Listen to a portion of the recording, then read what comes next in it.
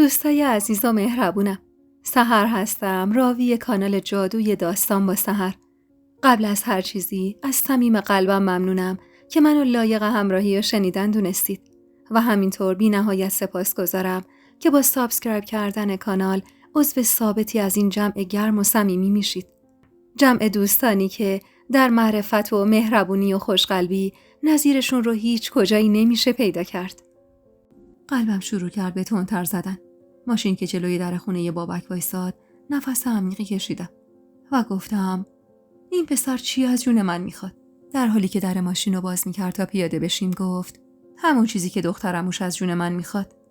اینو گفت و از راننده خواست تا همینجا منتظر بمونه و با سر اشاره کرد که منم تو ماشین بشینم. دلم میخواست پیاده بشم و باهاش برم و یه تفنگم بندازم تو صورت بابک، ولی نه تنم توان جنگ و جدال داشت، نه روحم کشش ضربه. مرام رفت و من خیره شدم به در خونه‌ای که تمام بدبختیام از همونجا شروع شده بود و البته از حرص و طمع خودم.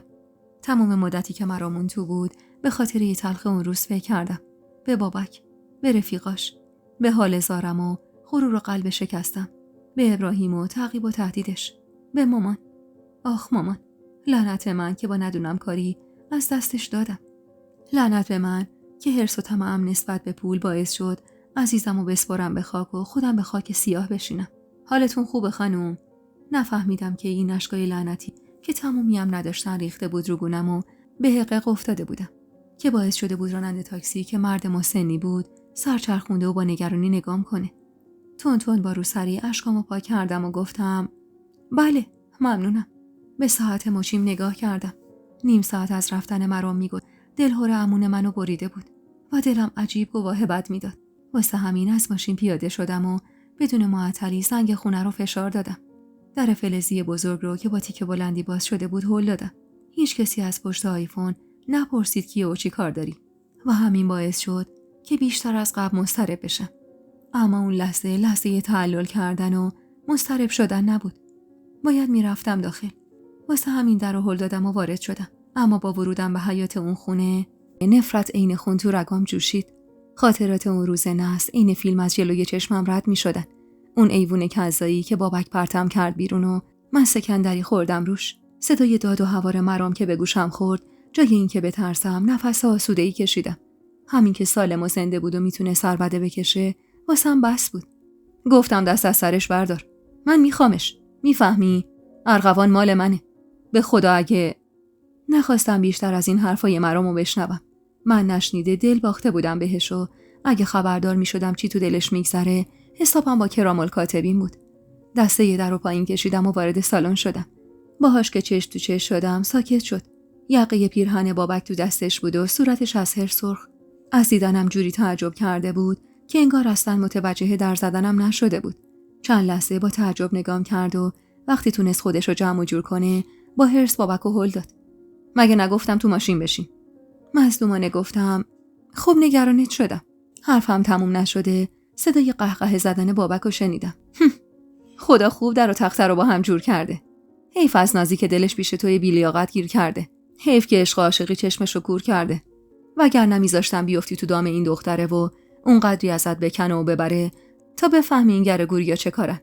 مرام خواست حمله کنه سمتش، اما من وحشت زده رفتم سمتش و بازوشو چنگ زدم. مرام خواهش میکنم ولش کن، به خدا ارزش نداره. به خاطر من. نمیدونم از حرفم شوکه شده بود یا دستی که بازوشو چنگ زده بود، ولی جوری مات و مبهوت نگام کرد که پاک فراموشش شد کجاییم و چرا. بابک دوباره قهقه زد. وای خدای من، پسر انگار تو رو چیز خورت کرده. نکنه یادت رفته همین چند روز پیش تو همین خونه رسواش کردم. فقط کاش زمانیم کشوندمت اینجا که وقتی تو تختم تو بغلم خوابیده بود واسه چندر قاسپول میدیدیش. شاید اون وقت عقلت سر جاش میومد. مرام هنوزم نگاهش به من بود که با این حرف بابک حس کردم جون از تنم رفت. وحشت زده نگاهمو از بابک گرفتم و سر دادم روی مرام. مرامی که از همون روز اول همه چیزش با به دلم بود، ولی چشم تشنه پولم نذاش بهش دل ببازم. سوار تاکسی که شدیم مرام لبخند به لب داشت، اما تمام وجود من لبریز از عذاب وجدان بود. عذاب وجدان از این همه اعتمادی که مرام بعد از اون اتفاق بهم داشت. حس می کردم وظیفه دارم جبران کنم تموم این محبت ها و احترام و یه بی‌دریغی که در حقم کرده بود. حس می‌کردم اگه عاشقش بشم و قبولش کنم، جبران میشه اون نگاه‌های حقارت انگیزی که بابک بهش انداخت. حسم اون لحظه همینقدر عجیب و گنگ بود. نمیفهمیدم دقیقاً چه حسی سراسر وجودم رو گرفته. کسی هم نبود که راه درست و پیش پام بذاره و خودم هم تو شرایطی نبودم که تصمیم درست بگیرم. مرام به راننده گفت بره مرکز شهر. من هنوز اما تو فکر بودم. گاهی به مرام فکر می‌کردم و گاهی به نازی، دختر خوشگل دانشگاه که از قضا پولش هم از پارو بالا میرفت و درست عین تمام داستانای معمولی عاشق پسر فقیر داستان شده بود. ولی مرام چطور دل نمی‌باخت بهش. بیشتر از هر وقت دیگه‌ای کنجکاو شدم واسه دیدنش و گفتم نازی چه شکلیه؟ خیال می‌کردم این حرفو تو خیالم به خودم زدم. ولی وقتی مرام با خنده نگام کرد فهمیدم صدای خیالم زیاد از حد بلند شده. خوشگل، خوش ادا، خوش لباس. بعدم اومد. لجم گرفت از این همه تعریف و تمجیدشو تا خواستم دهن باز کنم و غر بزنم ادامه داد. فقط حیف که ناتوانه. اخ کرده گفتم یعنی چی؟ کوره یا شل؟ قشقش خندید که لجم بیشتر شد. هیچ کدوم. ناتوانه از بردن دل من. آخ که چقدر از این حرفش خوشم اومد و قند تو دلم آب شد. ولی به روی خودم نیوردم و به جاش گفتم چرا؟ اون که هم خوشگله هم پولدار. خنده از رو لبش رفت. آخه چشم من دنبال پول کسی نیست. من زور بازوی خودم رو میخورم. وقتی این حرف زد اصلا لحنش طعنه‌آمیز نبود. ولی یه غمی ته نگاهش بود. غمی که مطمئن بودم یادآور اشتباه منه. آقا رسیدیم. صدای راننده بود که درست و به موقع به دادم رسیده بود. که اگه به موقع به دادم نرسیده بود از خجالت آب می شدم و می رفتم تو زمین. بعد از دست دادن مامان خلق و خوم حسابی تغییر کرده بود. دیگه اون ارغوان پر روی پر شر و شور نبودم. دیگه زبونم 3.5 متر نبود. دیگه سرخوش و پرشوق نبودم و کوچکترین حرفی به همم میریخت. درست این همون حرف مرام که تا ساعتها تو خودم فرو رفتم و تمام لحظاتی که به پای هم بازار رو میگشتیم ساکت و مغموم به زندگیم فکر میکردم. آخر سرم اونقدر در مورد هیچی نظر ندادم که مرام به سلیقه خودش 2 تیشرت سایز بزرگ و چند تا شلوار گل و گشاد خرید. همه هم توسی و سرمه‌ای و قهوه‌ای و رنگ تیره. واسه خودش هم چند تا پیراهن سرمه‌ای و زغالی خرید. هر چقدرم اصرار کردم که بذاره خریدمو خودم حساب کنم، نذاشت که نذاشت. و در ازاش گفت تو که بی لباس نبودی دختر. این لباسا رو به خاطر من مجبور شدی بخری. پس خرجش هم با خودمه. درست نمیگم. بچه نبودم که نفهمم این حرفا رو فقط به خاطر این میزنه که من کمتر معذب بشم و دقیقاً همین بیشتر خجالتم میداد. همین که همه چیزو به گردن خودش مینداخت در حالی که هیچ تقصیری نداشت. اون شب شام رو به پیشنهاد من کنار خیابون خوردیم. از یه گاریچی 3 تا سیخ جیگر گرفتیم و همونجا لب جدول نشستیم و خوردیم. هوا سرد بود و خیابونا خلوت. مرام تیکه‌ای از جیگر توی سیخو جدا کرد و جلوی دهنم گرفت. بخاری که ازش بلند میشد و دیدم و از دستش گرفتم و خیره شدم به چشماش. چشمایی که برق میزد. برقی شبیه به همون روزای اول آشنایی.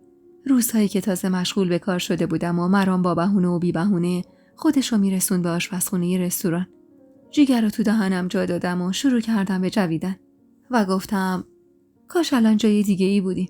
به وضوح دیدم که نگاهش رنگ باخت. جات بده یا آدمی که کنارشی. لحنش جوری غم زده بود که یه غم به غم‌های توی دلم اضافه شد. نه اصلا نه جان بده نه آدمی که کنارشم. فقط موقعیت زندگیم بده. کاش میشد برگردم به 1 ماه پیش. فهمید منظورم چیه و عمدن یه تیکه دیگه جلوی دهنم گرفت که ادامه ندم. متاسفانه با کاش گفتن هیچی عوض نمیشه ارغوان جان. تو فقط میتونی آینده رو عوض کنی. با لحن پرلب زدم چه فایده وقتی عزیزم نیست. نگاه ازم دزدید و سر به زیر انداخت. میدونم چی میگی. این سوالو خود من چند ساله که دارم از خودم میپرسم. اما حیف که هیچ جوابی نداره. ما بعد از مرگ عزیزامون محکومیم به ادامه دادن. آخ که وقتی اونجور سر مینداخت زمین غم عالم آوار میشد رو دلم. سعی کردم لبخندی تصنعی بزنم و با همون حال گفتم کی میریم ده؟ من و تو اگر بیشتر از این با هم تنها بمونیم آخرش سر از تیمارستان در میاریم. از اون خنده های شیرینش تحویلم داد و گفت پس خبر نداری تو ده چه خبره؟ شوکه نگاش کردم که با دیدن دهن باز و رنگ پریدم قشقش شروع کرد به خندیدن. نترس دختر. ولی یه ایل فامیل شوهر چشم به راهت نشستن. اگه حاضر باشی پنجشنبه شب میریم. سر تکون دادم و خودم رو با کبابی که توی دستم بود مشغول کردم. فردا چهارشنبه بود و من فقط یه روز فرصت داشتم تا خودم رو برای روبرو شدن با خانواده مرام آماده کنم. خانواده‌ای که قرار بود جلوشون نقش بازی کنیم. اون شب بعد از شام به درخواست خودم رفتیم یه پالتوی مشکی با شال و شلوار مشکی هم خریدیم و این بار اجازه ندادم مرام دست تو جیبش کنه. راستش بیشتر از این که نیاز به خرید داشته باشم، نیاز به وقت گذشتن و بیشتر توی خیابون موندن و برنگشتن به اون خونه داشتم. انگار حالا که هوا تاریک شده بود، تازه میفهمیدم تنها موندن با پسری غریبه زیر یه سقف چقدر میتونه ترسناک باشه. حتی اگر 100% بهش اعتماد داشته باشی. مرامم انگار از دست کردنم پی به حال دلم برده بود که کلافه و سردرگم دست تو موهاش فرو کرد و گفت: ارغوان، یه چیزی ازت میپرسم، راستشو بهم بگو. از من میترسی؟ درست وسط پیاده رو جلوی آخرین مغازه‌ای که باز مونده بود وایساده بود و نگام میکرد. شرمنده چشم ازش دزدیدم و گفتم: ترس واسه چی؟ چون 12 تا مغازه رفتیم تا تو یه شلوار سیاه ساده پسند کنی. اومدم منکرش بشم و گفتم: نه، آخه نسا حرفم تموم بشه. حق داری بترسی، ولی مطمئن باش من دست با خطا نمی کنم. حتی همین دست گرفتنت رو هم اگه خودت نخوای دیگه نمیگیرم. حالا بیا بریم خونه که دماغم دیگه قندیل بسته. از اینکه فهمیده بود دردم چیه دلهرم بیشتر شد. درسته که باورش داشتم، ولی غریزه مردونه که این حرفا سرش نمیشد. عفت و نجابتم تنها چیزی بود که برام باقی مونده بود و اگه با ندونم کاری همونم میباختم دیگه با مرده فرقی نداشتم. وقتی رسیدیم خونه پاهم از ترس میلرزید. مرام از توی کشوی جا کفشی دست کلیدی در آورد و داد دستم. ببین منو ارغوان، این کلید خونه است، این هم کلید قفل در اتاق. از هر کدومم فقط همینا رو دارم. هیچی دیگه پیش خودم نیست. پس اینا رو بگیر و برو تو اتاق و در رو از پشت قفل کن که این رنگ این گچت هرسمو در میاره. راستی عصبی بود و هرس میخورد. اینو از تون صداشو فکی که موقع حرف زدن روی هم قفل شده بود متوجه میشدم. وقتی دست کلیدو از دستش گرفتم اخمش عمیق‌تر شد، ولی چیزی نگفت. خریدامو برداشتم و رفتم سمت اتاق که گفت: فقط خواهشاً یه پتو و بالش به من بده. پاروی محض بود ولی چاره‌ای نداشتم. از تو کمد پتو و بالشی در آوردم و دادم بهش و همونجور که سرم پایین بود لب زدم: سعی میکنم زودتر یه کاری جور کنم و از این آلاخون والاخونی در بیام. ابرو انداخت بالا. آفرین. بعد بالشو انداخت روی کاناپه و با هرس سمسمه کرد: آلاخون والاخونی. خوبه والا. چقدر هرس خوردنش با نمک بود، طوری که خنده به لبم می آورد. پشت کردم بهش تا نفهمه دارم میخندم و سری برگشتم تو اتاق و درو بستم و کلید رو 2 دور توی قفل چرخوندم و بار سوم که خواستم بچرخونم دیدم دوباره صداش در اومد: یه دور دیگه هم بچرخون، خجالت نکش. خندیدم اما چیزی نگفتم، ولی یه جورایی خیالم راحت شده بود و حالا دیگه میتونستم تا خود صبح چش روی هم بذارم و فکر کنم به مرام، به نازی، به مامانو، به خاندایی. حتی با آوردن اسمشم قلبم تیر میکشید. چطور راضی میشد من تک و تنها تو اون شهر بگردم؟ تمام اون عشق و علاقه‌ای که این سالها به هم نشون میداد یهو چی شد؟ چی به سر اون ارغوان جان گفتنش اومد؟ روی تخت دراز کشیدم و عطر آشنایی مشامم و قلقلک داد. عطری گرم و دلنشین، عطری که تمام اون برام یادآور مرام و مردونگی بود. سر توی بالش فرو کردم و نفس عمیقی کشیدم، اما پر دغدغه تر از اونی بودم که بتونم بخوابم. واسه همین تا خود صبح به زندگی آیندم فکر کردم و نفهمیدم که خواب مهمون پلکای سنگینم شد. چند ساعت خوابم برده بود نمیدونم، اما دمدمای صبح بود که صدای ظریف برخورد انگشتی به در خواب خوشو ازم دزدید. ارغوان، خوابی؟ یه نگاه به پالتوی توی تنم انداختم و یه نگاه هم به پنجره که هوا هنوز کامل روشن نشده بود. دوباره اما در زد. به ساعت مچیم نگاه کردم. ساعت 6:20 صبح بود. کلافه دکمه‌های پالتو رو باز کردم و گفتم: اگه بذاری آره. ببخشید. من دارم میرم کلید ساز بیارم، قفل در رو عوض کنه. لطفاً همون تو بمون و قفلم باز نکن. باشه یه پرهرسی گفتم و سرمو تو بالش فرو کردم. پسره خلوچه. کله سحر کلید ساز میاری که چی؟ با صدای بسته شدن در خونه فهمیدم رفته و من با خیال راحت برگشتم به خوابی که دیگه پریده بود. نیم ساعتی با خودم کلنجار رفتم، ولی دیگه فایده‌ای نداشت. پا شدم و تیشرت مشکی با شلوار همرنگش پوشیدم و اتاق مرتب کردم. ساعت 7:30 بود که بالاخره سر و کله مرام پیدا شد. با کلیدساز برگشته بود. همون جور که گفته بود تو اتاق مونده بودم. چند دقیقه طول کشید تا کلیدساز بره و مرام بیاد پشت در رو صدام کنه. ارغوان جان، خوابی؟ کلید رو توی قفل چرخوندم و روبروش وایسادم. مگه تو میذاری؟ بابا چه عجله‌ای بود کله سحر کلیدساز آوردی؟ سرشو خاروند و شرمنده نگام کرد. ببخشید، به خدا چاره‌ای نداشتم. امروز چند تا کلاس دارم که نمیشه نرم. نمیشدم تو رو همینجوری به امون خدا بذارم و برم. اما الان دیگه میتونم با خیال راحت برم. اینو گفت و یه دسته کلید با یه سرکلیدی گل سرخ گرفت سمتم. اینم مال تو. نگاهی بهش انداختم و گفتم چه نیازی به کلید دارم؟ من که همینجامو بدون تو جایی نمیرم. اصلا مگه قراره من چقدر اینجا بمونم؟ کلید رو به زور توی مشتم جا کرد و رفت سمت آشپزخونه. لازمه. باید پشت سر من در رو قفل کنی که یه وقت بی هوا نیام بخورمت. پشت سرش ریز خندیدم که بی هوا برگشت و مچمو گرفت. که میخندی؟ آره. خب آخه روزا که نیازی نیست ازت بترسم. خندید. یه خنده بلند از ته دل که میتونست دل هر دختری رو ببره. چه برسه به من بی پناه دل باخته. آخه دختر خوب. کی به تو گفته مردا روزا کبریت بی خطرن و شبا میشن دیو دو سر؟ از صراحت کلامش ترسیدم و خنده رو لبام خوش شد. که گفت ولی از من نترس. من یه سری چارچوبا دارم واسه خودم که هرگز پامو فراتر از اونا نمیذارم. طوری که اگه خودت هم بخوای من سمتت نمیام. کاش ازش پرسیده بودم چارچوباش چیه که اینقدر بهشون پایبنده که حتی اگه خودم هم بخوام نزدیکم نمیشه. و دوباره همون دو کلام حرف شد خوره و تا خود شب افتاد به جون مغزم.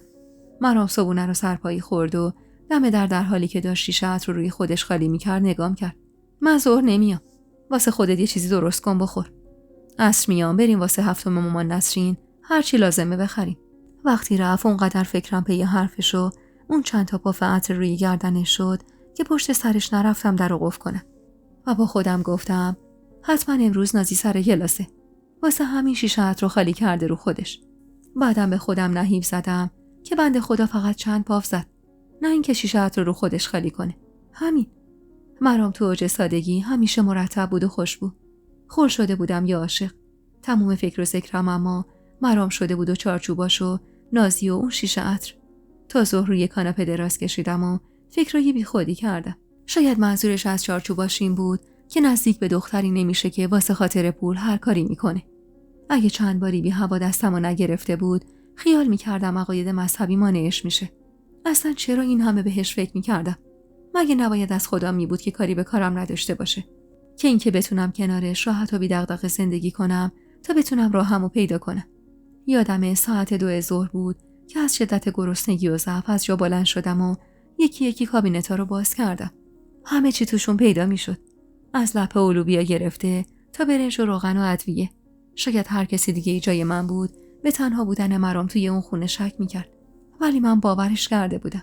کم پیش می اومد تو خونه ی دایی من یا مامان دست به کار پختن غذا بشیم.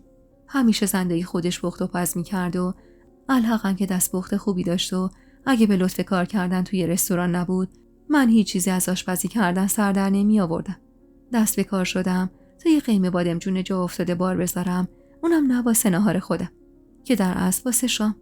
تا مرام ببینه اگه آنچنان خوشگل و خوش ادا و خوش لباس نیستم لااقل یه همچین هنرایی دارم. و دقیقاً بخوام بگم جنگ بین من و رقیب نادیده از همون روز شروع شده بود و خودم خبر نداشتم. درست همون وقتی که تلاش می‌کردم برنجم دون و قد کشیده در بیاد و خورش هم حسابی لعاب بندازه و خلال سیب زمینی هم ظریف در بیاد. از همون روز بود که تلاش می‌کردم به چشم مرام بیام. مرامی که هیچ نیاز به این کارا نداشت و عاشق من بشه. ولی انگار کمبودای اون دوران زندگیم باعث اون احساس خودکمبینی شده بود. نزدیکای ساعت 4 بعد از ظهر بود که زنگ در خونه رو زدن. مرام یا الله گویان صدام میزد. خانوما با آقای محبی اومدم. هستی؟ حتی نمیدونستم آقای محبی کیه. ولی خب صلاح بود خودم رو جمع و جور کنم. هلکی چادر نماز مامان انداختم سرم و در حالی که کفگیر توی دستم بود رفتم جلوی در. مرام با دیدنم توی اون چادر سفید با گلای ریز بنفش لبخند دلنشینی زد و به پیرمرد اشاره کرد. آقای محبی هستن صابخونه. ایشونم ارغوان خانم تاج سر بنده. چقدر اون لحظه از ته دلم میخواستم که حرفش واقعی بود. پیرمرد نگاه دقیقی به هم انداخت و با اخم به هم تبریک گفت. پس شیرینی ما چی آقا مرا؟ به روی چشم. یه شب با حاج خانم تشریف بیاری، در خدمت باشیم. وقتی نگام کرد تا منم چیزی بگم، دست با چه لبای خشکم رو تر کردم و چادرم رو محکم تر گرفتم و گفتم بله حاج آقا، حتما تشریف بیارید. پیرمرد سری برای تشکر تکون داد و همون جور که جفت دستاش رو پشتش تو هم گره کرده بود، راه افتاد سمت طبقه پایین و بلند بلند گفت دائمیش که کردی، عقدنامه رو بیار ببینم. مرام گردی چشماشو تو کاسه چرخوند و نفسشو پر صدا بیرون داد. چشم. بعد انگار تا یادش افتاده باشه این من بودم که کفگیر به دست جلوی در وایساده بودم، یهو سر چرخون سمتم و ذوق زده نگام کرد. بوی غذات از همون اول راه پله می اومد. از ذوقش ذوق کردم و از جلوی در کنار رفتم تا بیا تو. یه راست رفتم تو اجاق گاز و در قابلمه رو برداشت. وای خدا، چه بویی داره. کاش همین قدرم مزه داشته باشه. دهن کجی کردم و با آرنج هلش دادم کنار و الکی کفگیر رو توی خورش تاب دادم. دست نزن آقا، واسه شامه. تا شام که بچه من بارم میره. با خنده گفتم بهت نمی اومد انقدر شوخ باشی. به سیب زمینی یه گوشه بشقاب ناخنک ریزی زد و خرش خرش خلال سیب زمینی زیر دندونش میگفت کارمو خوب انجام دادم. حالا کجا شو دیدی؟ تو فرصت ندادی من مرام واقعی رو نشونت بدم ارغوان خانم. تو فقط یه کارگر بدبخت و بی پول و بیچاره جلوی در قالیشویی رو از من دیده بودی. راست میگفت. من از مرام فقط تصویر یه پسر بی پولو داشتم که کارگر قالیشویی بود و هیچ فکرشو نمی‌کردم این حجم از غرور و غیرت پشت اون ظاهر مظلوم جا خوش کرده باشه. سکوت که کردم رفت حمام تا لباس عوض کنه. هولکی چای دم کردم و 2 استکان و قندون گذاشتم توی سینی و رفتم رو کاناپه نشستم تا بیاد. حس اون لحظه‌ام شبیه حس زنی بود که بعد از گذراندن یه روز کسل کننده و انتظار کشیدن حالا چشم به راه نشسته تا مردش از در بیاد و براش خوش صحبتی کنه. شاید حس مرام اون لحظه همین بود که به محض دیدنم روی اون کاناپه لبخند زد. خب چه خبر؟ سینی رو روی میز گذاشتم و گفتم من که اینجا گیر افتادم و از هیچ کس و هیچی خبر ندارم. تو چه خبر؟ نازیه هم امروز کلاس داشت. انقدر از صبح خودم کلنجا رفته بودم که دیگه نتونستم خودم رو کنترل کنم و در مورد نازی پرسیدم. به محض شنیدن اسم نازی از دهنم شروع کرد به قهقه زدن. جوری که دستشو گذاشته بود رو دلشو، انگار دلش درد گرفته بود. آخر سرم به زور خودشو کنترل کرد و گفت نگو که بهش حسادت میکنی. اخم کردم و گفتم نه، هرگز بهش حسادت نمیکنم. ولی میکردم. به دختری که ندیده بودمش و نه حتی میشناختمش حسادت میکردم.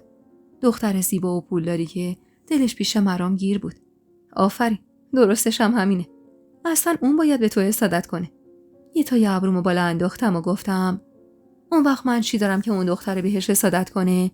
والا که اون هم خوشگله هم پولدار. اما من چی؟ خنده یه نجیبی کرد و رفت سمت قوری تا از روی کتی برش داره و آروم نجوا کرد. تو چیزی رو داری که اون چند سال نتونسته به دست بیاره.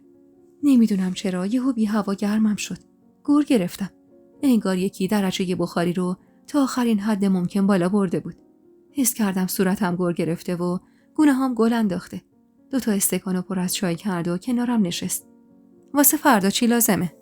فهمیدم میخواد بحثو عوض کنه. واسه همین دستامو تو هم گره کردم و گفتم نمیدونم. میخوام واسهش سنگ قبر بگیرم. نمیدونم چقدر میشه و چه جوری باید بگیرم. استکان چای رو از روی میز برداشت و گرفت سمتم. اونم میگیریم. تا 40 وقت داریم. فعلا باید فکر مراسم هفته باشیم. میخوای نهار بدیم؟ تلخ خندیدم و گفتم به کی؟ من جز خاندایی خانواده‌اش کسی رو نداشتم که الان همونم دیگه ندارم. کمی سکوت کرد و بعد گفت چند پرس غذا بگیریم ببریم واسه نیازمندا. نمیدونم. خانه سالمندانی جایی. با این حرفش فکری به سرم زد و ذوق زده نگاش کردم. میشه چند تا قوطی شیر خوش بگیریم واسه بچه‌های شیرخوارگاه؟ مامانم بچه‌های کوچیکو خیلی دوست داشت. آرزوش بود من ازدواج کنم، اون بچه منم بزرگ کنه. سیبکی گلوش رو دیدم که با بغض بالا و پایین شد و گفت خیلی فکر خوبیه. میخریم. این چند کلمه رو به زور گفت و استکان چای رو که حتم داشتم هنوز داغ بود یه نفس هورت کشید. عصر همون روز با مرام رفتیم بازار و چند تا قوطی شیر خشک و چند تا شیشه شیر و کمی لباس نوزادی گرفتیم. تمام خرجی رو که میخواستم واسه سر مزارش بکنم گذاشتم واسه بچه‌های شیرخوارگاه و جز پاکتی خرما و کمی گردو و یه شیشه گلاب چیزی واسه سر خاک نگرفتیم. شب که برگشتیم خونه مرام رفت حمام و من نشستم وسط آشپزخونه. والا یه دونه بدون یه خرماها گردو گذاشتم. فردا روز سختی بود. صبح مراسم هفتم مامان بود و باید میرفتیم روستا. دلهوره داشتم. هم از احتمال دیدن خانواده خاندایی سر خاک و هم از روبرو شدن با خانواده مرام. با صدای بسته شدن دوش آب آخرین دونه خرما رو توی دیس گذاشتم و با پشت دست قطره اشکی که روی گونم چکیده بود و پاک کردم. قدر تک تک ثانیه‌های باقی مونده ی عمرم دلتنگ بودم. دلتنگ زنی که تنها کسم تو تمام زندگیم بود و حالا محکوم بودم به ادامه زندگی بدون اون. نارگیل یادت رفت. صداش از بالای سرم می اومد. حس کردم با حوله پشت سرم ایستاده. واسه همین سعی کردم چشمم بهش نیفته و همونجور که سرم گرم جمع کردن هسته های خرما بود لب زدم. نه، ماما نارگیل دوست نداشت. مرام نشست کنارم و سرخم کرد تا صورتمو ببینه. شاید حس کرده بود که گریه می کردم. ارغوان، خوبی؟ نگران فردایی؟ نگاش کردم. یه تیشرت سیاه با شلوار راحتی تنش بود. اون پسر از سر من زیادی بود. خیلی هم زیادی بود. هسته ها رو تو مشتم گرفتم و گفتم دلم تنگه. اونقدر تنگ که دلم میخواد بخوابم و دیگه پا نشم. سیاهی چشماش لرزید. حق داری. عزیزتر از مادر واسه آدم دیگه هیچ کسی تو این دنیا نمیاد. چقدر خوب بلد بود قلبم آروم کنه. همین که نمیگفت میگذره، قصه نخور فراموش میکنی، برام قدر یه دنیا ارزش داشت. همین که غم منو گنده ترین غم دنیا میدونست برام بس بود. میخوای فردا نیایده؟ خودم میرم و زود برمیگردم. با اینکه رفتم به اون ده و روبرو شدم با اون آدم و برام سخت بود، اما تندی سر تکون دادم و گفتم نه، میام. باید بیام. نپرسید چرا باید. شاید چون خودشم میدونست، چون بهش مدیون بودم میخواستم کنارش نقش بازی کنم که مبادا دروغش برملا بشه. لیست خرما رو توی یخچال گذاشتم و بهش شب بخیر گفتم. چقدر دلم میخواست تا خود صبح کنارش بمونم و باهاش حرف بزنم. ولی چشمای سرخ و خوابالودش نشون میداد وقت خوابه. در اتاقو بستم و بعد از چند لحظه مکث کلیدو توی قفل در چرخوندم، اما این بار فقط یه دور. روی تخت نشستم و زانوهامو بغل کردم. 7 روز از رفتن مامان گذشته بود، ولی انگار 7 سال یتیمی کشیده بودم. همینقدر سخت و طولانی. خیلی دوست داشتم بدونم چی تو سر خاندایی میگذره، اونم درست همون لحظه که من رو تخت خواب پسر غریبه این نشستم و تموم پشت و پناهم همون غریب است. اگه بگم تا خود صبح یک روی هم نذاشتم دروغ نگفتم. اونقدر به پنجره خیره شدم که هوا روشن شد و من با تنی خسته از تخت پایین اومدم. پالتوی سیاهم آماده کردم با شال و شلوار سیاه. کیفمو برداشتم و بلوز شلوار تیر رنگی داخلش گذاشتم و هرچی پول واسم مونده بودم توی جیب کوچیکش جا دادم. قفل در اتاقو که باز کردم سعی کردم پاورچین قدم بردارم تا مرام بیدار نشه. ساعت 8 صبح بود. میخواستم صبحونه رو قبل از بیدار شدنش آماده کنم که با دیدن یه جفت چشم خمار و خسته که از روی کاناپه بهم خیره بود هینی گفتم وای ترسیدم. بیداری؟ چشماشو با مشت مالید. آره، اصلا خوابم نبرد. خندیدم و گفتم یعنی تو هم نگرانی؟ کلافه سری تکون داد و من گفتم پاشو زودتر حاضر شو که بریم شیرخوارگاه. لبخند زد و پتو رو پرت کرد کنار دیوار و عین فنر از جا پرید. خیلی تلاش میکرد با خنده و شوخی فضای پر از اضطراب خونه رو شیرین کنه، ولی از اونجایی که جفتمون نگران بودیم تلاشش بیفایده بود. صبحونه رو که خوردیم، بعد از اینکه هر دو آماده رفتن شدیم، دم در شلوار راحتی شد داد دستم و گفت شرمنده. وقتی زن و شوهر رو با هم میخوان برن سفر، باید رخت و لباس راحتیشون رو توی یه ساک بذارن. خندیدم و شلوارش رو توی کیفم که دیگه جایی نداشت شپوندم. مرام کارتون شیر خشک و شیشه شیرا رو برداشت و من نایلون لباس بچه‌ها و دیس خرما. حالم اما یه حال عجیبی بود. اضطراب و غم و دلتنگی با کمی شوق برای دیدن بچه‌ها. تو تاکسی که نشستیم، راننده با دیدن بسته‌های شیر خشک خیال کرده بود زوجی هستیم که واسه روشن شدن اجاق زندگیمون داریم میریم نذر ادا می‌کنیم. واسه همین یه بنداش از همون قدردانی می‌کرد. جالب اینجاست اونجا هم که رفتیم، یکی از خانمایی که پرستار اونجا بود سرشو آورد نزدیک گوشم و پچ زد شما که سنی ندارید، شاید با دوا درمون درست شد. هان. دختر بچه 6 ماهه‌ای رو که بغل گرفته بودم و میبوسیدم و زمین گذاشتم و نگاش کردم و گفتم اما ما واسه اینجا نیومدیم. و دیگه بغض اجازه نداد ادامه بدم و بگم چرا و برای چی اومدیم. نمیدونم چه مدت اونجا بودیم. زمان به کلی از دستم در رفته بود. ولی وقت شیر خوردن بچه‌ها که شد محترمانه عذرمون رو خواستن. وقت خداحافظی هر دو با صورتهای غم گرفته و پکر از بچه‌ها خداحافظی کردیم و از شیرخوارگاه به قصد بهشت صحرا زدیم بیرون. مرام شونه به شونم راه میرفت و دیگه حرفی نمیزد. کاش یه چیزی میگفت. یه چیزی که باعث بشه بغضم سر بکنه. ولی تا رسیدم به سر خاک مامان فقط و فقط بینمون سکوت بود. به محض رسیدن چشمم به جانماز مخمل روی خاک افتاد که حسابی کثیف شده بود و چند قدم اون طرفتر افتاده بود. و با دیدن همین صحنه بغضم سر کرد. مرام دیس خرما رو از دستم گرفت و روی خاک گذاشت. نشستم کنار مزارش و سر روی خاکش گذاشتم. دلم میخواست تا دنیا دنیاست همونجا بمونم و اشک بریزم. اون قدری که تمام غمی که روی دلم مونده و سنگینی میکنه از بین بره. نمیدونم چقدر گذشت تا بالاخره دستی روی کمرم نشست. ارغوان، به خدا عذاب میکشم وقتی تو این حال میبینم تو کاری ازم بر نمیاد. سر بلند کردم و نگاش کردم. چشمای معصوم و پرمهرش سرخ بود.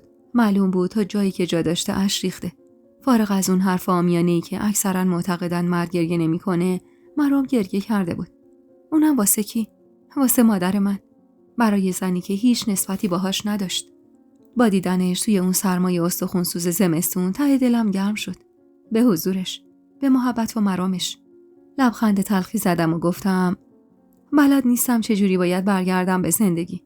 مامان همه چیزم بود و حالا با نبودنش نمیتونم کنار بیام. جانماز مخمل رو برداشت و تکون داد و دوباره روی مزار انداخت. یاد میگیریم. زمان میبره ولی خیلی زود یاد میگیریم. با هم. اگه مرام نبود چی کار میخواستم بکنم؟ چجوری خودم رو جمع میکردم؟ اصلا چی به سرم میومد تو این دنیای ترسناک؟ نگاش نکردم و فقط سکوت کردم. چند لحظه بعد دیس خرما رو برداشت تا دور به چرخونه. با چشم دنبالش کردم. اون ساعت از روز قبرستون هنوز خلوت بود و خیلی طول کشید تا دیس خرما خالی بشه. وقتی برگشت کنارم نگاهم به ورودی بهشت صحرا بود و چشمم منتظر کسی که بیاد و به خاک خواهرش سر بزنه. که انگار مرا متوجه حالم شده باشه گفت ما بعد موقع اومدیم. اکثرا بعد از ظهر میان. کلافه از روی زمین بلند شدم و گفتم خیلی دلم میخواد بدونم چی تو سرشون میگذره. اصلا یهو چی شد که اینجوری شد؟ از نگاهش معلوم بود میخواد بدونه چی بهم گذشته. ولی شعورش اجازه نمیداد تو اون وضع ازم سوالی بپرسه. دستشو سمتم دراز کرد. اونم به وقتش میفهمی. حالا بیا بریم که داره دیر میشه. با همراهی ترمینال شدیم. مرام 2 بلیت ساوه گرفت با 2 ساندویچ واسه ناهارمون. اتوبوس هنوز نصفه بود. خورشید وسط آسمون بود و برق آفتاب درست روی سرمون میشست. اونجا بشینیم ناهار بخوریم. با انگشت نیمکتی دورتر از اتوبوس رو نشونم میداد. سر تکون دادم و زودتر از خودش راه افتادم. مرام که روبروم نشست نفس عمیقی کشیدم و گفتم دلهوره دارم. میترسم خانوادت بفهمن دروغ میگیم. ساندویچو خودش واسم باز کرد و کاغذشو کنار زد و داد دستم. ارغوان جان، اگه همه چیز خوب پیش رفته بود من و تو الان راستی زن و شوهر بودیم. پس بیا فکر کنیم همه چی خوب پیش رفته.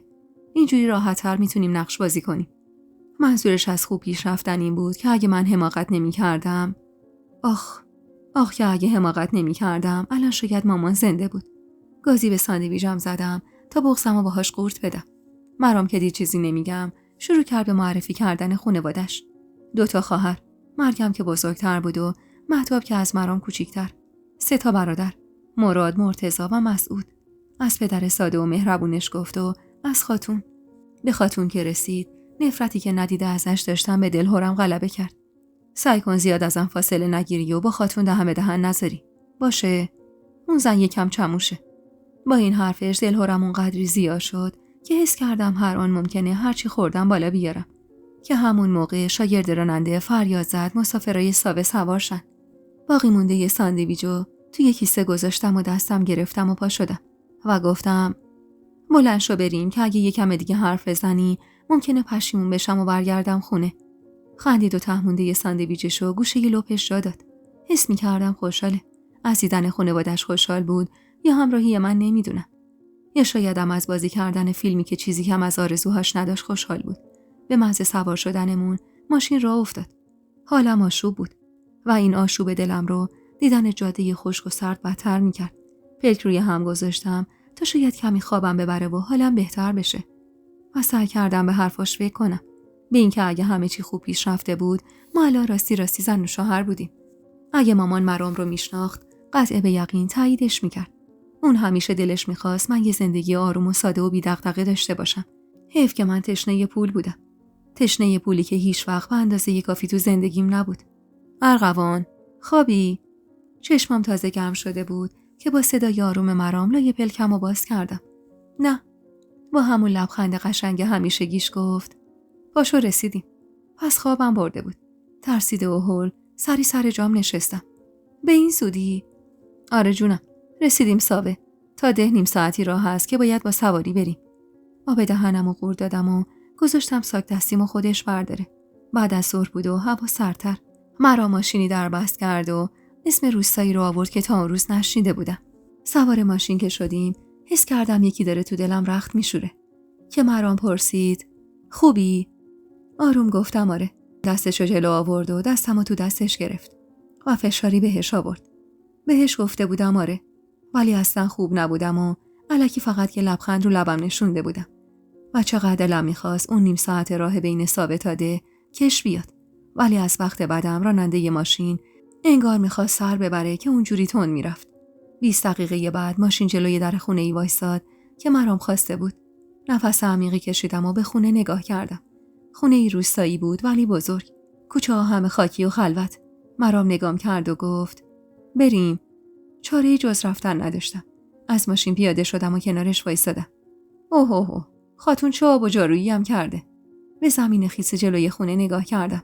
لایه در باز بود اما مرام انگشت روی زنگ کنار در فشار داد و صدایی شبیه به سوت بلبل ولی خیلی بلندتر گوشم رو خراش داد. با شنیدن صدای پایی که داشت از توی حیاط پشت در بهمون نزدیک میشد، هول کرده دست مرامو گرفتم. شوکه نگام کرد. چون این اولین باری بود که به اختیار خودم دستشو میگرفتم و لمسش میکردم. لبخند زد و دستمو محکم‌تر گرفت. اومدی عمو؟ در به دست دختر بچه‌ای سبز رو و جیغ جیغو باز شد. به به نرگس خانم، بیا یه بوس بده به عمو ببینم. دخترک با شیطنت برگشت سمت خونه و همونجور فریاد زد. اومدن. همونجور که حدس می‌زدم پیر و جوان، کوچیک و بزرگ تو خونه جمع شده بودن و منتظر مرام و نوعروسش بودن. به محض اینکه پا گذاشتیم تو حیاط، ایوون بلند و بزرگ جلوی خونه پر شد از زن و مردای غریبه مشتاق. ولوله‌ای به پا شده بود. یکی کل می‌زد و اون یکی با خنده مرامو صدا می‌زد. دروغ نگم انتظار اون مدل استقبالو نداشتم. خیال می‌کردم اول از همه پیرمردی ترش رو میاد درو باز می‌کنه و پشمندش پیرزنی بد اخلاق با اخم و تخم و تنه، ولی پدر مرا مردی مسن و بی نهایت خوشرو بود. با خنده اومد سمتم و دست دراز کرد تا پیشونیمو ببوسه. مرام نگران نگاهم می‌کرد که مبادا بد اخلاقی کنم یا خودمو عقب بکشم. اما من پای مرام وایساده بودم. نمیخواستم و بروش بره. واسه همین با خجالت لبخند زدم و اجازه دادم پیرمرد بوسه‌ای به پیشونی نوعروس خیالیش بزنه و به تبع من هم دستش رو بوسیدم. پشت سرش مراد بود. خدا رو شکر انتظار نداشت باهاش دست بدم یا روبوسی کنم. معلوم بود خانواده مقیدی هستن. اینو از چادر رنگیایی روی سر خانوما میفهمیدم. زنی که بعد از مراد اومد سمتم سفید و بور بود با چشمای عسلی. اولش خیال کردم شاید زن مراد باشه، ولی وقتی اونجوری بغلم گرفت گفتم حتما خواهر بزرگ مرامه. مرام که دید گیج و گنگ وسط حیاط وایسادم شروع کرد به معرفی کردن. اون زن بور چشم عسلی خاتون بود. نمیدونم چرا من خیال میکردم قراره با یه پیرزن قد کوتاه و اخمو یا لااقل کسی که یه خال گوشتی گنده کنار دماغش داره روبرو بشم. شاید چون تصورم از نامادری همچین شکل و شمایلی بود. اما این زن بیشتر شبیه حوریای بهشتی بود تا نامادری. با همه روبوسی کردم. همه خوشحال بودن، مخصوصا پدر مرام که دستور داد گوسفندی جلو پام زمین بزنن. اما میون اون نگاه‌های ذوق زده، نگاه خاتون عجیب سنگین و موشکافانه بود. طوری که یه جورایی لرز به تنم انداخته بود. همونجور که مرام میگفت، زنی بود چموش و زرنگ که سعی داشت سر از کار من و نوعروس در بیاره. دستم تا لحظه‌ای که خاتون اعلام کرد خانوما این اتاق، آقایون اتاق بغل، هنوز تو دست مرام بود. نگران نگاش کردم. شاید خودشم نگران تنها موندن من با خاتون بود که با خنده اعتراض کرد. مگه مجلس ختم زنون مردونش کردید؟ بابا نامسلمونا، میخوام پیش نوعروسم باشم. خاتون لبخند دلبری نشوند روی لبشو تا خواست چیزی بگه. مراد غرید: پسر شهری شدی و بی غیرت. ما کی زن و مرد قاطی بودیم که حالا دومین بارمون باشه. دست مرامو فشار ریزی دادم و به زور انگشتامو از لای انگشتاش کشیدم بیرون و آروم گفتم: عیب نداره مرام، من راحتم. دروغ میگفتم. مرامم خوب میفهمید که دارم وانمود میکنم، ولی چاره چی بود؟ خاتون دستمو گرفت و کشون سمت اتاق. نترس، موقع خواب میدیمش بهت. جوان بود و خوش رو. شاید 40 سالش بود، همسن دختر بزرگ شوهرش. داخل اتاق که شدیم چادرشو پرت کرد یه گوشه. هیکل موزون و قشنگش حتی با وجود بلوز دامن گشادم به چشم میومد. جفت خواهرای مراد دور و برم میپلکیدن و حسابی هوامو داشتن. خدا مادرتو رحمت کنه. خان داداش گفت چی به سرتون اومده؟ گیج نگاشون میکردم که اون یکی گفت: ماشاءالله، چشمم کف پات. با اینکه نه اصلاح کردی نه آرایشی داری، بازم خوشگلی. نمیدونستم مهتاب بود یا مریم که این حرفو بهم زد، اما هر دو خواهرش مهربون به نظر میرسیدن. حرفشون تموم نشده یهو خاتون شروع کرد به حرف زدن. اما من انتظارم از مرام بیشتر از این حرفا بود. گفتم حالا یه دختر شهری میاره از این پاچه ورمالیده ها، ولی این دختر انگار اصلا زبون نداره. راستی هم بی زبون بودم توی اون شرایط که حتی نتونستم در جواب این حرف خاتون اخم کنم. خواهر بزرگتر مرام که شاید هم سن و سال خاتون بود با سادگی دست به صورتم کشید و گفت: وای نه، حیف داداشم نبود که با یه پاچه ورمالیده عقد کنه. به خدا قسمت داداشم یه همچین چیزی بود. یعنی از خدا واسش همیشه همچین دختری میخواستم. خاتون پشتش مینازو کرد و من دیدم سایه طلایی رنگ محو پشت پلکاشو. توی چشماشم سرمه‌ای کم رنگی کشیده بود.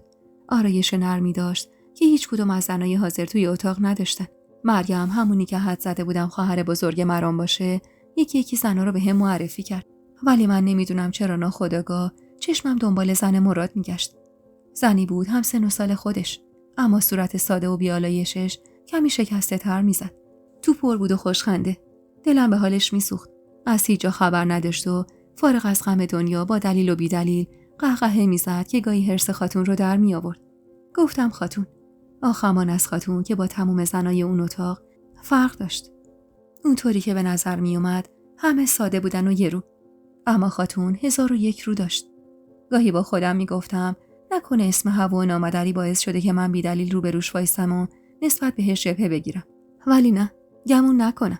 مرامم تذکر داده بود که حواسم بهش باشه. رفتارش جوری بود که حس می‌کردم به مرام چشم داشته و حالا چشم دیدن منو نداره. ولی خاتون دست کم 15 سالی از مرام بزرگتر بود. اما ظاهر زیبا و آراستش در حد یه دختر 30 ساله بود. موقع شام که شد انتظار داشتم مرام بیاد و کنار هم شام بخوریم. ولی انگار خاتون کمر همت بسته بود تا منو اونقدر تنها گیر بندازه تا بالاخره بتونه زیر زبونم رو بکشه. سفره که پهن شد صدای مرامو از پشت در اتاق شنیدم. آبجی، عروس منو میگی بیاد؟ قبل از اینکه آبجی بخواد بیاد دنبالم خودم از جا پریدم. مرام با دیدنم گل از گلش شکفت و لبخندی به پهنای صورت زد. خوبی ارغوان؟ مریم وایساده بود و با ذوق نگامون میکرد. با خودم فکر کردم اگه خاتون نبود جمع خانوادگی مرام چقدر ساده و بیشیله پیله بود و من میتونستم بعد از عمری تمام احساساتی رو که دنبالش میگشتم اینجا پیدا کنم. سرمو پایین انداختم و گفتم: آره، تو خوبی؟ مرام با خنده به مریم اشاره کرد. میگم آبجی، نمیشه تو اتاق کوچیکه واسه من و نوعروسم سفره بندازی؟ به وضوح تو حرکات و نگاه مریم دیدم که از این درخواست مرام قند ته دلش آب شد. معلوم بود حسابی خاطر این داداش کوچیکشو میخواست و واسه این روزا کلی انتظار کشیده بود. واسه همین با ذوق و شوق گفت: آره قربونت برم. آره، الان میکشم. و این فرفره پا تند کرد و از اونجا رفت. هوا سرد بود. پا برهنه روی ایوون وایساده بودم و به مرام نگاه میکردم. رد اون مایه قرمز رنگی که جلوی پامون زمین زده بودن روی موزاییکای کف حیاط جا انداخته بود. نگاهم به اونجا بود که مرام گفت: با همه آشنا شدی؟ دلهرت خوابید؟ سر تکون دادم و تا خواستم صدامو بیارم پایین و از خاتون بگم آبجی مریم صدامون کرد: داداش بیا اینجا. از اینکه قرار بود کنار مرام شام بخورم نه بقیه حسابی خوشحال بودم. از دور شدن ازش و تنها موندن با جمعی غریبه واقعا واهمه داشتم. مرام خوشحال دستمو گرفت و دوتایی راه افتادیم سمت اتاق. مریم در حالی که داشت تدارکات روی اون سفره سفید با گلای درشت قرمز رو تکمیل می‌کرد برگشت و نگاهی به مرام انداخت: آبجی قربونه اون قد و بالات بره. ایشالا سفره عقد تو بچینه. مرام خندید و منم لبخند ملیحی تو هم با شرم زدم. بعد از رفتن مریم سر سفره نشستیم که مرام گفت دیدیش قیافش با مامان مهنازم مو نمیزنه. میبینمش 2 برابر بیشتر دلم تنگ میشه براش. گفتم خدا حفظش کنه. کاش منم خانواده داشتم. خواهری، برادری، کسی که با دیدنشون یاد مامان نسرینم بیفتم. از اون سر سفره خودشو سر دادیم و کنارم نشست و دستشو دور بازوم انداخت و منو به خودش نزدیک کرد. آخ که چقدر این حمایتاش به دلم میشست. در برابر دست انداختنش دور بازوم و نزدیک کردن من به خودش هیچ مقاومتی نکردم و فقط چشمامو بستم رو تمام اتفاقاتی که افتاده بود و گذاشتم باورم بشه نوعروسشم. که یهو با صدای خاتون که در نزده وارد اتاق شده بود وحشت زده چشم باز کردم. مرام خان، ما دور هم جمع شدیم نوعروس تو رو ببینیم. تو برداشتی آوردیش تو هجده؟ والا گلی به جمالت. دست به کمر درستین طلبکاری حق به جانب تو چارچوب در وایساده بود و نگام میکرد و من ته نگاهش حسادتی رو میدیدم که یه جورایی ترس به جونم مینداخت. مرام اما نه دست باچه شد نه حتی دستشو دور بازوم باز کرد و همونجور لب زد. خاتون، در واسه زدنه.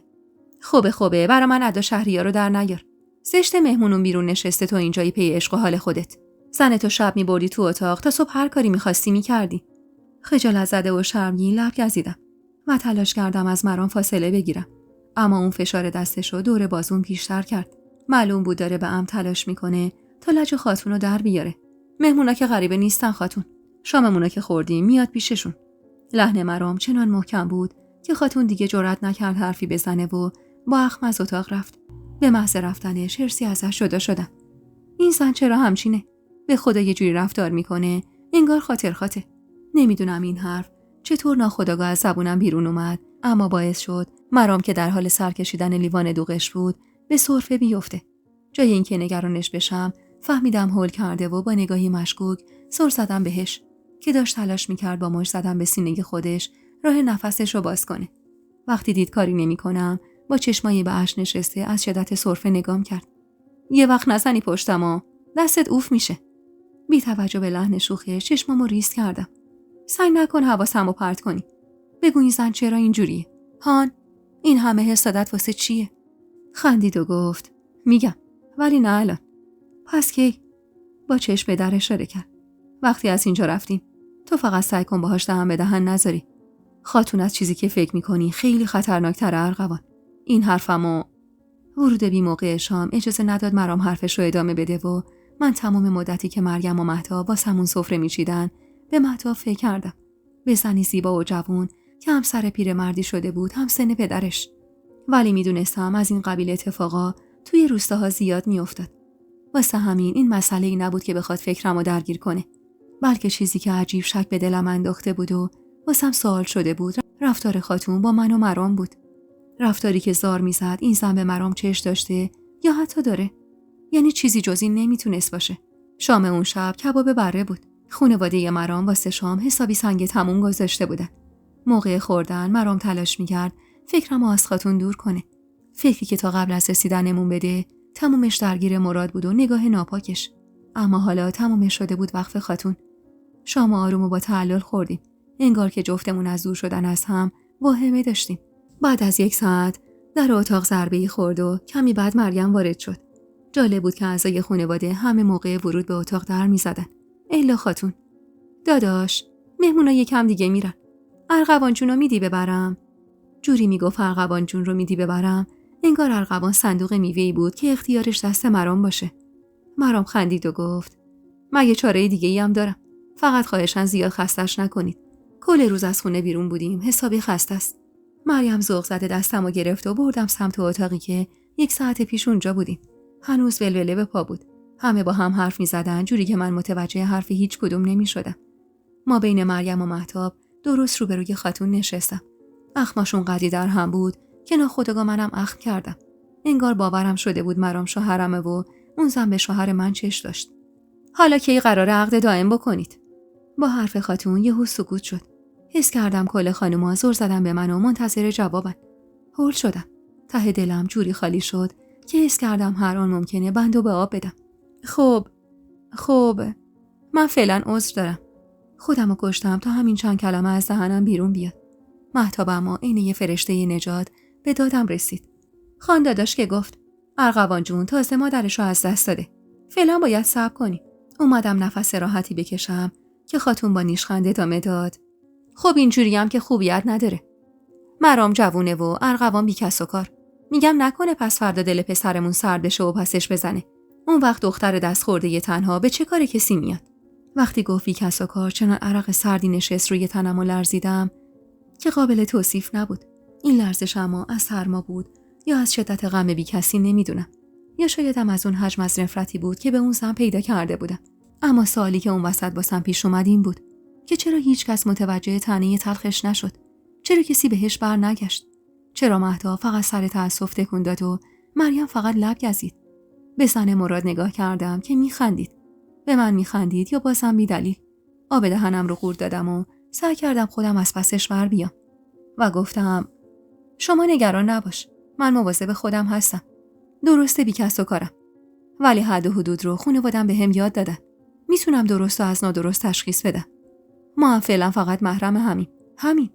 خاتون زرنگ بود. خیلی هم زرنگ بود. خیلی زرنگ‌تر از اون چیزی که من بچه سال فکر می‌کردم.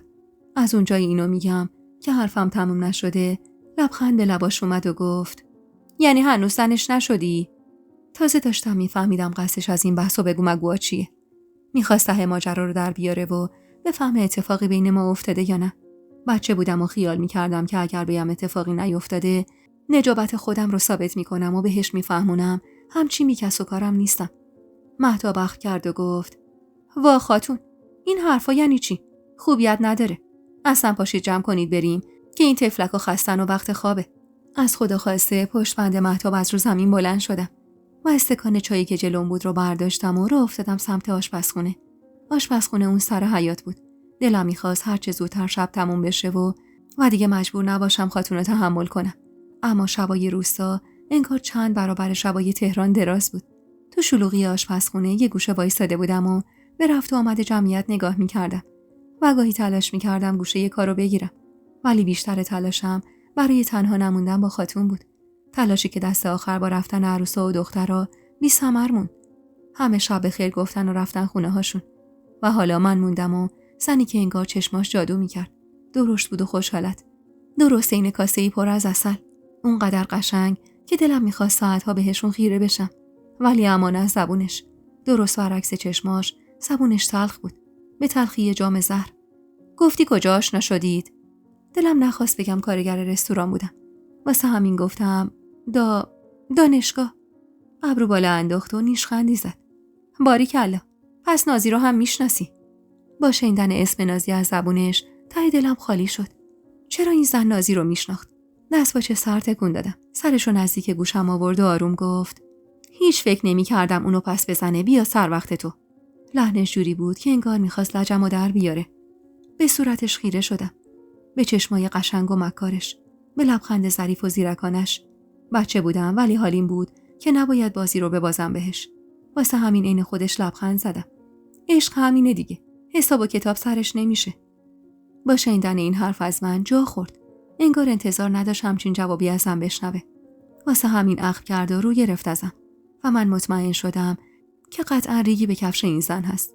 شاید اگر رفتارش این مادر شوهرا بود میگفتم دختری از قوم خودش برای مرام زیر سر داشته و حالا تیرش به سنگ خورده. اما رفتار خاتون بیشتر شبیه هووها بود. همونقدر حسود و حساس، همونقدر زیرک. وقتی دیدم تونستم با جوابم دهنش رو ببندم، گردن راست کردم و لبخند به لب آوردم. با اجازهتون من دیگه برم. مرام منتظره. این حرف دیگه تیر خلاص بود. لحظه آخر دیدم که نگاهش به اون نشسته. ولی من سر نترسی داشتم. تو دلم احساس پیروزی می‌کردم، تو جنگی که حتی خبر از شروعش هم نداشتم. مرام توی حیاط با پدرش سرگرم حرف زدن بود. پیرمرد از خوشحالی سر از پا نمی‌شناخت. بیا دخترم. بیا که خوش موقع اومدی. بیا دست شوهرتو بگیر ببرش که مغز من پیرمرد و خورد اونقدر حرف زد. با خنده دست مرامو توی دستم گذاشت و هولش داد سمتم. برید بخوابید. شبتون بخیر. راه که افتادیم سمت اتاق کوچیکه هنوز ته دلم شاد بود.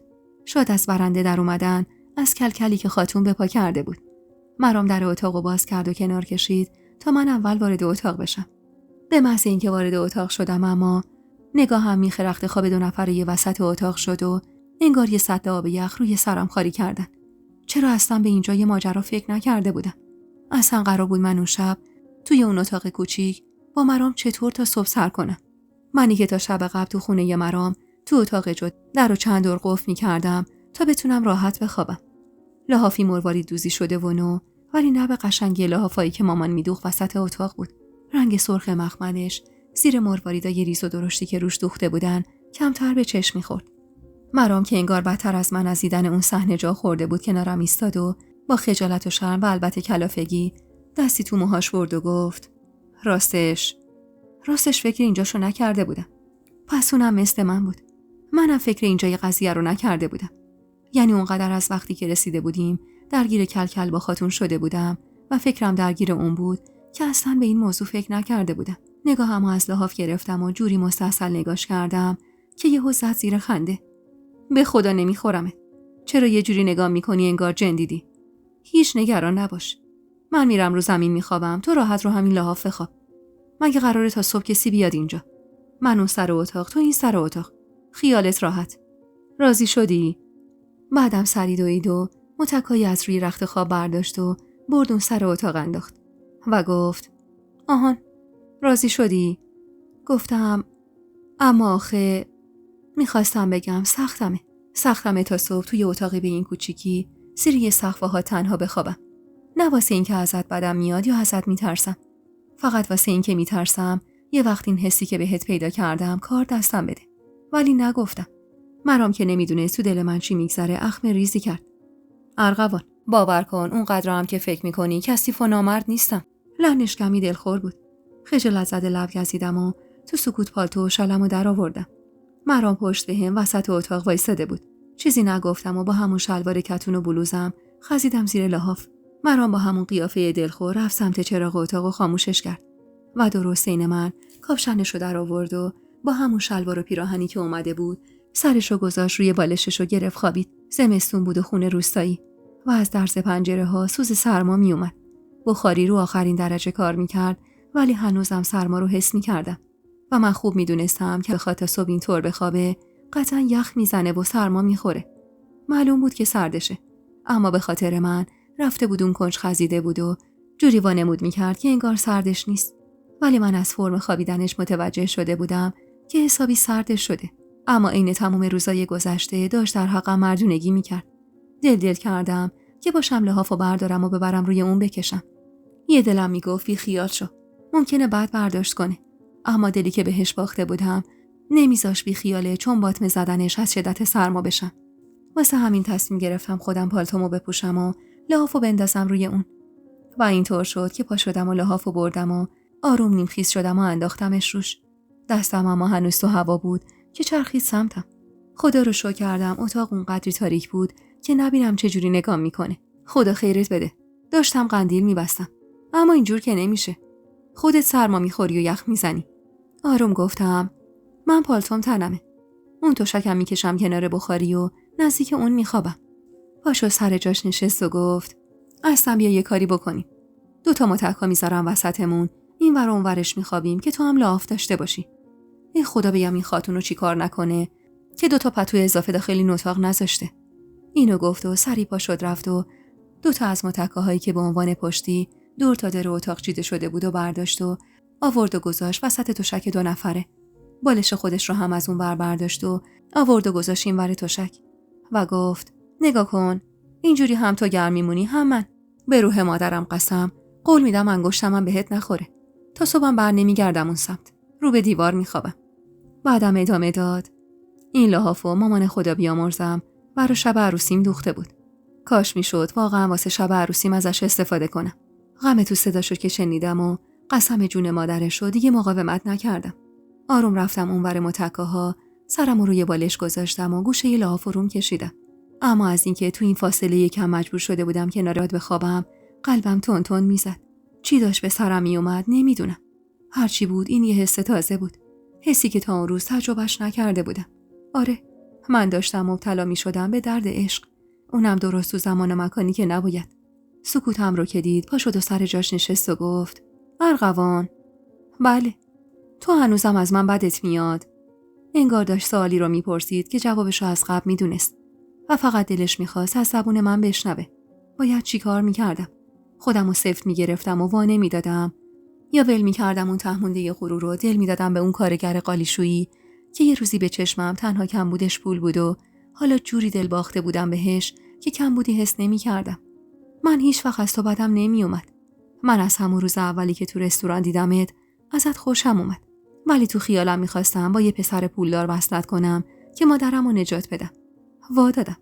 لگد زدم زیر تهمونده غرورم و جار زدم که دل بهش باختم. اینو گفتم و منتظر موندم ببینم عکس العملش چیه. اما هیچ صدایی ازش نمیومد.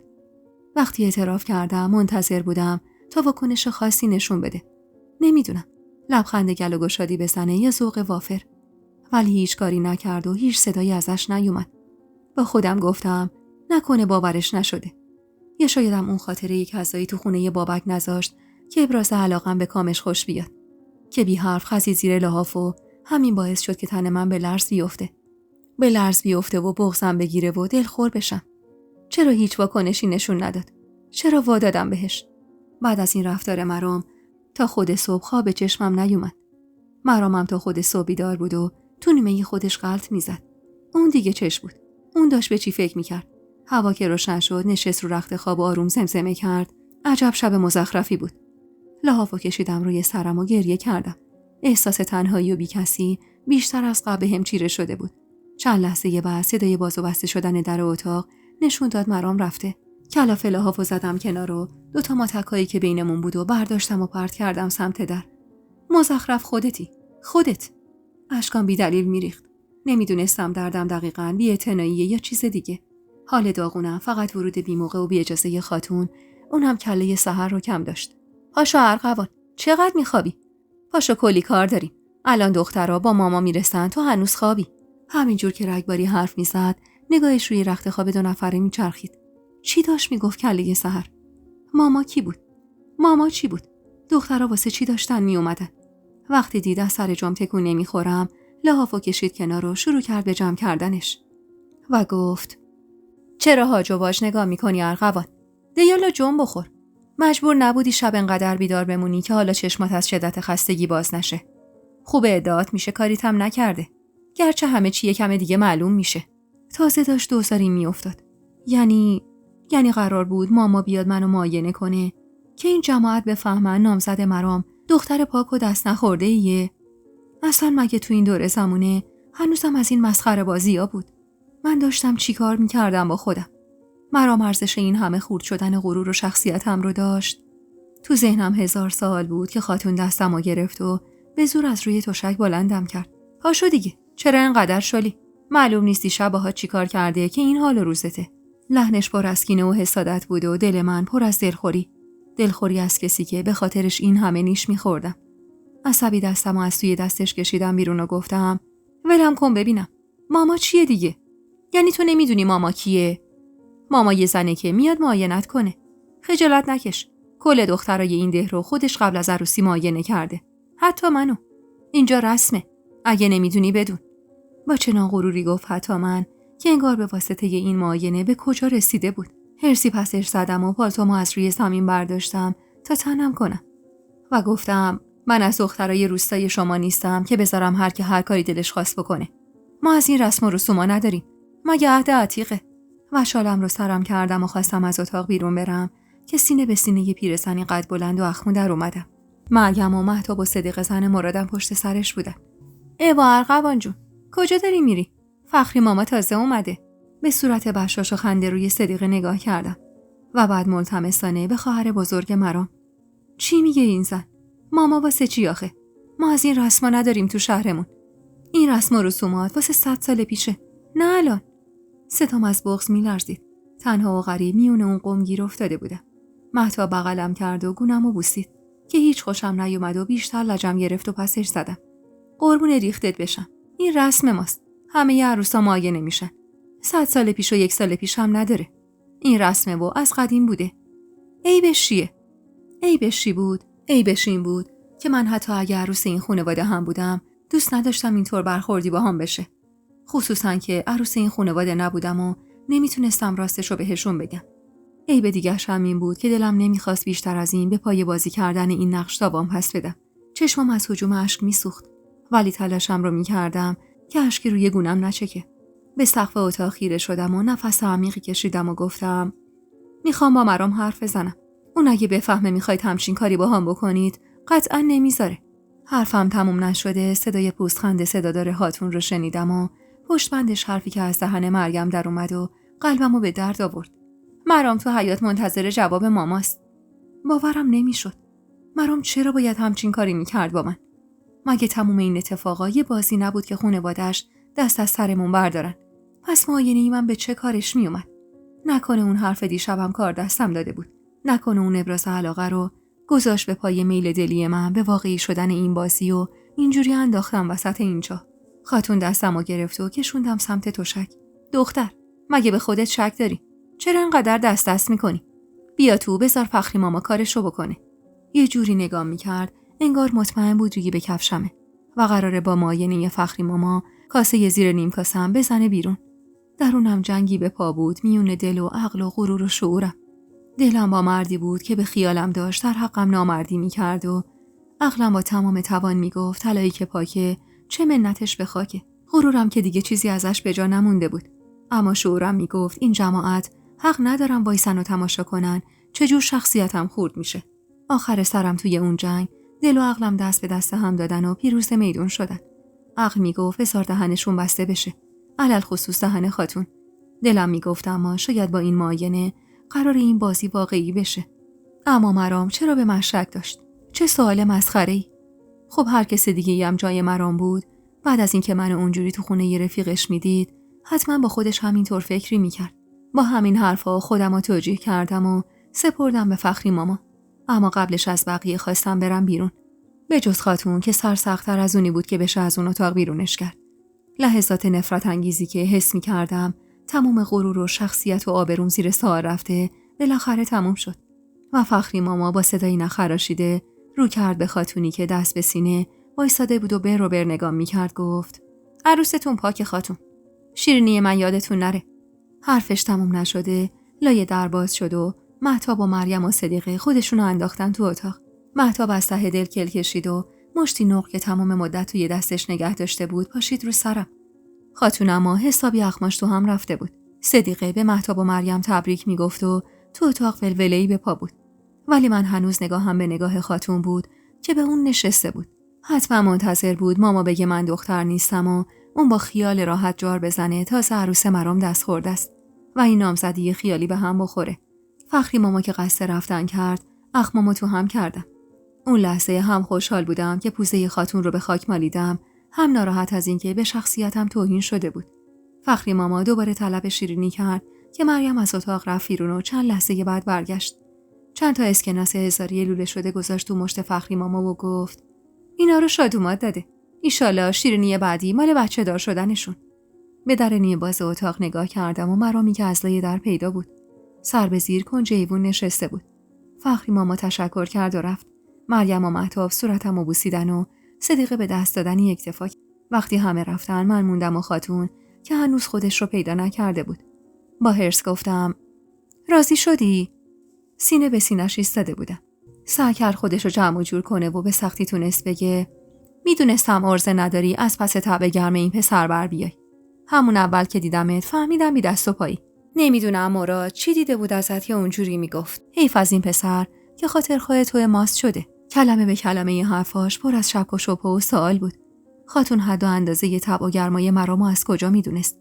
مرام چی گفته بود بهش؟ مغزم داشت منفجر میشد و تا خواستم دهن باز کنم و سوالی بپرسم در اتاق باز شد و مرام با صورتی سرخ وارد اتاق. دلخور نگاش کردم که نگاه ازم دزدید. خاتون اما لبخندی زد. مبارک مرام خان. فقط موندم چجوری تونستی خودتو کنترل کنی وقتی با هم توی خونه زندگی میکنید؟ نکنه که حرفش تموم نشده مرام با حرص هجوم بر سمتش. اون افکار لجنی که تو ذهنته فقط مختص خودت زنی که یه همه جایی. به پر و پای ما نپیش که دهم وا میکنم و رسوات میکنم. هاج و واج نگاشون میکردم. این مرام هیچ شبیه به مرامی نبود که میشناختم. رفتارش با خاتون اصلا شبیه به رفتارش توی جمع نبود. این حجم از عصبانیت و خشم برای چی بود؟ چه رازی پشت رابطه اون و خاتون بود؟ خاتون به وضوح ترسید و رنگ باخت، ولی با خنده‌ای ساختگی رفت سمت در.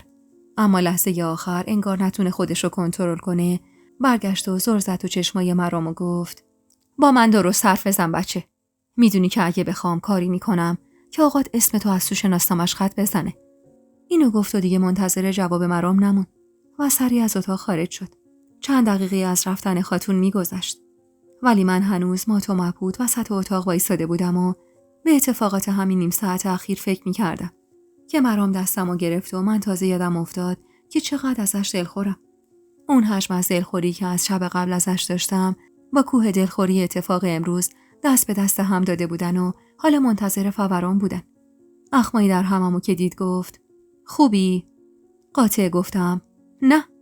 نپرسید چرا خوب نیستی و همین سر به زیر انداختنش یعنی که میدونست چرا خوب نیستم. ببخش. باشه. نمیبخشم. تو حق نداشتی با من این کارو بکنی. تو حق نداشتی واسه طبیعی شدن نقشت اینجوری پا روی غرور من بساری. صدام از بغض و خشم میلرزید و قد یه مو فاصله داشتم تا های های گریه کنم. انتظار داشتم التماس کنه و بگه غلط کردم. بگه چاره‌ای نداشتم و مجبور شدم این کارو بکنم تا خاتون دست از سرم برداره. ولی با حرفی که زد دنیا رو سرم خراب شد. دوستای عزیز و مهربونم، یک دنیا ممنونم که تا پایان این قسمت همراه هم بودید و خوشحال میشم اگه نظراتتون رو در مورد این قسمت توی کامنت ها با ما به اشتراک بذارید.